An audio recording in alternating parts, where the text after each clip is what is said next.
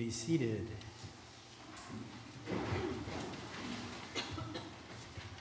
Well, that's an interesting one.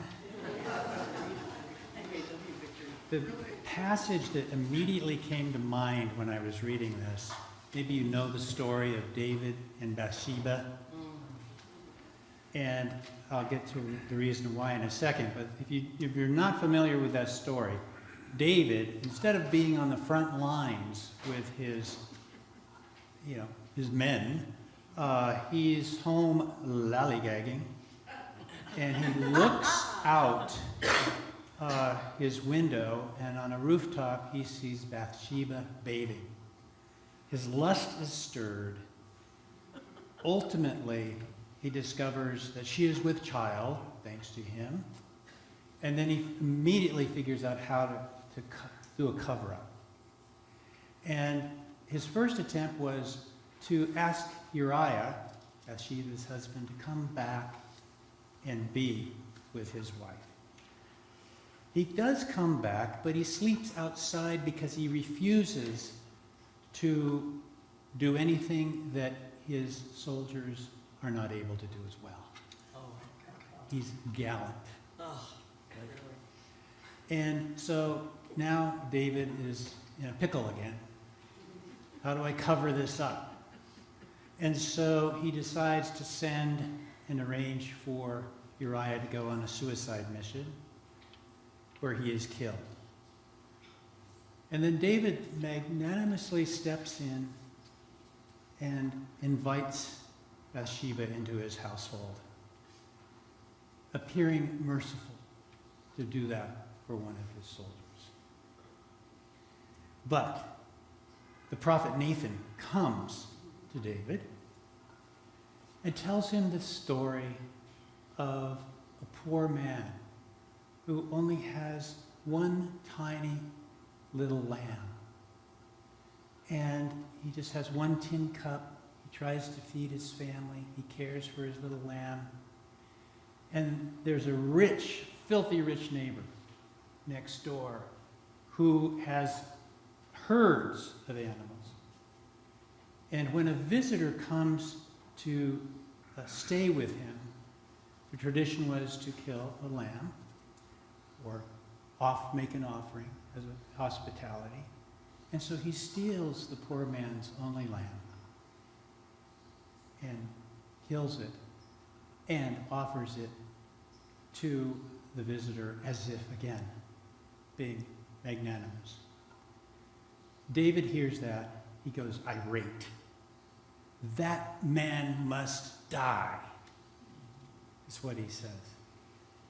And then you've got this wonderful, one of the most dramatic moments in Scripture when the prophet looks at David and says, "You are that man." Wow. Jesus is stirring up truth within the listeners, the Pharisees, who feel strongly, negatively about these tenets in the story. And then Jesus ultimately says, "You are the tenets." That's tough medicine. And I was realizing my tendency to say, "Attaboy, Jesus, nailed him." But instead, and I don't know whether it was the spirit of Nathan or the spirit of God or my conscience, but as I read that passage, what I heard were the words coming at me, "You are that man. You, Scott Denham, are the tenant." It has to do with a sense of ownership. Basically, you have someone acting like they own something they do not own. It is a gracious offering offered to these tenants and they refuse to let it go. They see an opportunity to become the owners of the vineyard, which they had nothing to do with. How easy it is to take this gift of life and begin clinging to it as if it were our own, as if we are the owners of our lives, our spiritual lives. The truth is that I have been loaned this amazing life. And I can get lost at times in my self-protective arrogance, which seeps in when I seek to control and be in charge of things around me. It's based in fear, not in a celebration. Now, I always am amazed to read about people that win the lottery. Sometimes their lives burn to the ground. Their lives become worse. And it is as if humans, when they broaden their sense of ownership and that sense of more, becomes something that they simply cannot handle. We think that we want abundance, but for what purpose and what kind of abundance do we need? Is it so we can be in charge, we can be controlled, we can get our way, we can live for ourselves, not for God, who promises to give all that we need to do what we're called to do? But here's the truth. We have won the lottery. And I like to reference the physicist Neil deGrasse Tyson here, who says that each one of us are a stunning unlikelihood. Given the odds, it is more likely that we, in our own uniqueness, should not be here. You would bet, given the odds, bet on not existing. There are trillions upon trillions of possible genetic and environmental factors that mathematically make it unlikely that this specific Scott Denman should exist. Weird. How did that happen, that I exist? We take it for granted, and then we own it. Like, well, of course. Now I will take that vineyard and leave God out of it. Even though it's a stunning miracle that I exist, that you exist. The odds are against every last one of us in our unique makeup. Trillions and trillions and trillions of possibilities. And yet, you won. You won the lottery. You're alive. You exist. I exist. And when we look at it that way, this is a tremendous opportunity for us to fully live into this life, not as people seeking to stranglehold it out of fear or to hoard it, but to realize that, why am I here? I'm here to live. I'm here to live fully. I'm here to be open. I'm here to be faithful. I'm here to connect, not to disconnect. Now, here's the thing. Think about ownership. Ownership is a human fabrication. Am I wrong? Yeah. Well, Ownership is a human fabrication. All right? I guess that's how you say things too. It's a selfish little strategy to justify, even encourage our separation from others. And from the earth, by the way. We think we own our property, pulled ourselves up by our own bootstraps, and we, as privileged people, as the saying goes, take pride by claiming that we hit a triple when we were born on third base. The result is, don't cross our borders, get off my land. We need better fences. And let's be honest. And I'm not talking about anarchy here. I'm talking about a spiritual truth. All right? We have ownership. We try to keep order with all of this. But spiritually speaking, we don't own a thing. We cannot take the vineyard that God has given to us and pretend like we're owners. We are stewards, not owners. The spiritual awareness that nothing truly belongs to us is hard to swallow. We prefer to feel like we've earned our lives and deserve this and deserve that. I worked hard. I'm basically a good person. When our arrogance is confronted, it stirs shame deep within us.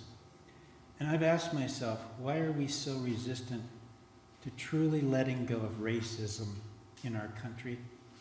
And I think part of it must be our fear of feeling shame. We like to be the owners. We like to feel we've accomplished something. Paul, did you hear what he said?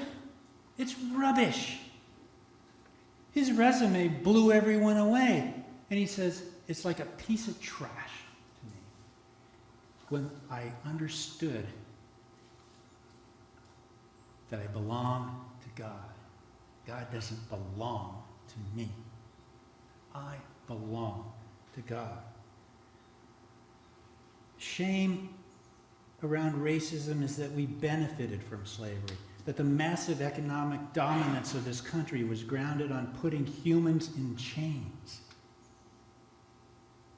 When we believe we own our lives, it's only natural that this arrogance leads to owning people. And what of St. John's? I'm grateful for our land acknowledgement in the front of the bulletin. I hope you've read it. We acknowledge that the land we are meeting on today is the original homeland of the Ohlone people. We seek to show respect by rejecting the stories and practices that erase indigenous peoples' history and culture, while seeking to invite and honor the truth. That being said, it was pretty easy to type that on a computer and send it to the printer. We must let go of a sense of ownership. The spiritual work begins when we do that. When we let go and open ourselves up. That will be the foundation of any action in our lives that keeps us from separating and putting fences up around what is ours and allows us to instead enjoy the fact that we're miracles. What could happen if we were truly open and less fearful?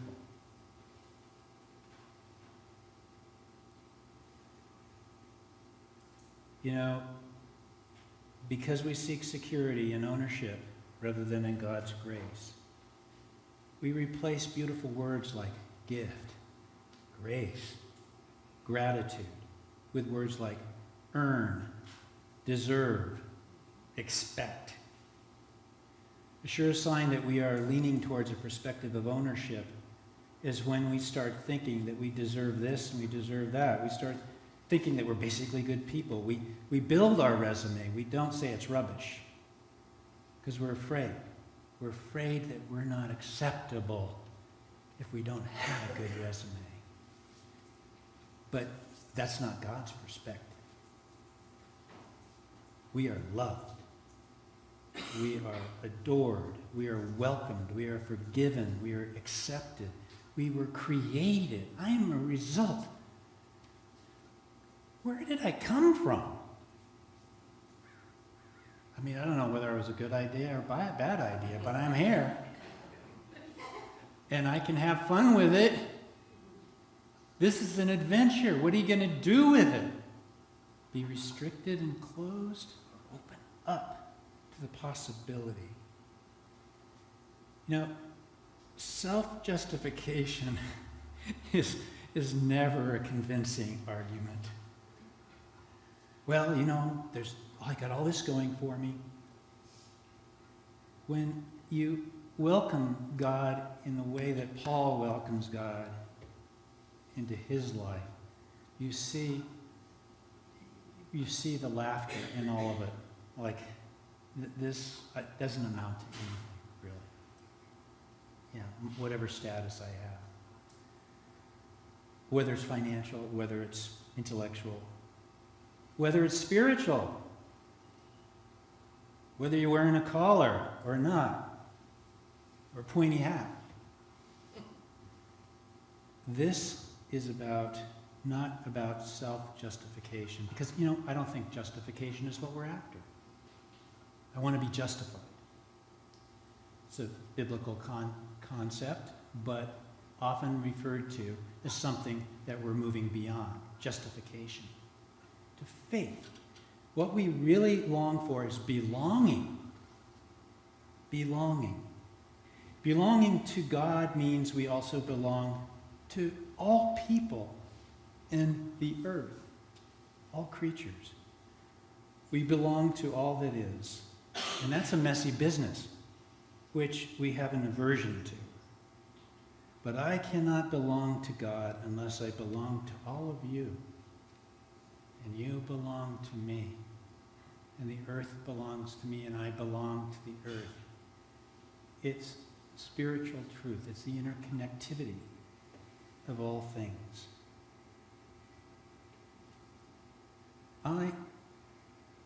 If I am a miracle, may my life not be filled with striving, but rather gratitude, devotion.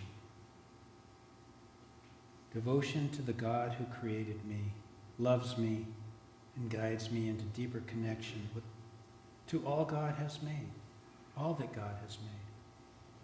The truth is that we are not the owners, but the tenants. But that's a truth that sets us free from anxiety, despair, exhaustion. We don't have to prove ourselves one way or another, but just know we've been given this gift of life, that God is rooting for us, that we are profoundly loved, and anything is possible. For the meditation, we might ask ourselves, what burden are we in need of laying down today? What in our lives are we desperately clinging to? How might we open our hearts to God today, offering our lives back to God with devotion and embracing gratitude and humility?